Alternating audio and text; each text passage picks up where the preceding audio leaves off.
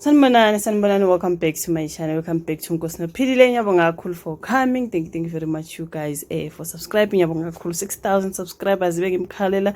Ngiyabonga kakhulu for uthando lweni. Thank you very much you guys. Angazi ngabonga kanjani. Thank you so much. So asiqhubekeni subscriber, like ama video and all. So now guys, can you imagine kune video engingabhampa kuyo la ka TikTok. I think ubaba lo wakandlovu and something like that. Sawa nokushigama lakho nesibongo ngizomane ngithi wakandlovu ne. Ukhuluma ngodaba lo lutrendayo olwakhuzani no Sibonga Ingcobo.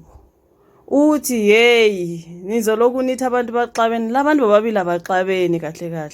Ukhuzani obesezwile ukuthi uSibonga uyaphenywa when it comes to zonke izisolo lezi yonke into mhlambe wrong kade yenza laphana including le ndaba nje ingoma ehlukanisa inyaka and all that.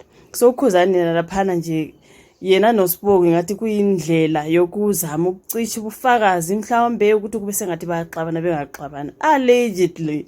Yona into engiyibona iqhubeka laphana you guys abantu bethi guys, are you really thinking ukuthi ukhuzani noSibonga Ingcobo ababoni ngasolinye? Duh. So yazi mangiqeda ukubuka le video ngithi hayibo yeye. So bobabili nje they are not really fighting.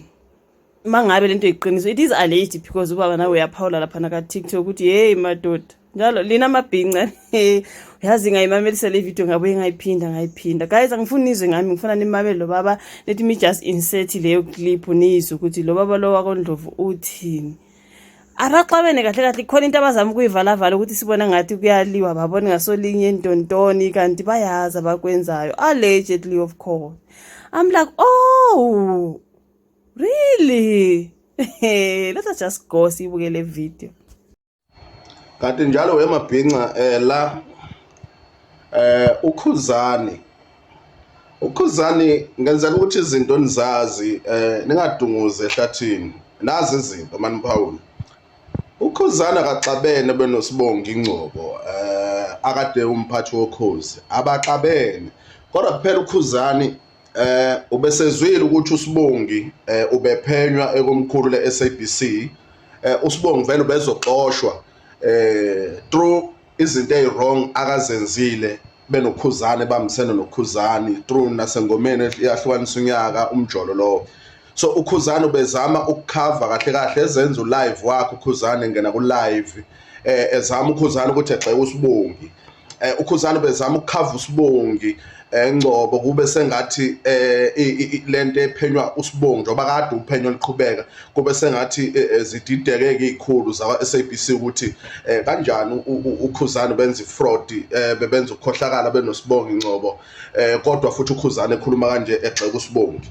Yabo hayi ukuthi ukhuzani xabene noSibonga abaxabene kodwa ukhuzani bezama ukucover uSibonga Ingcobo kuze kube ngathi baxabene kanti abaxabene.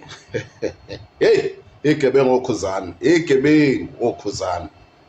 Ukhuzani uyazi ukuthi unyaka bawuhlukanisa kanjani ebamsene noSibonga Ingcobo ngengoma umjolo lowo. Uyazi ukhuzani.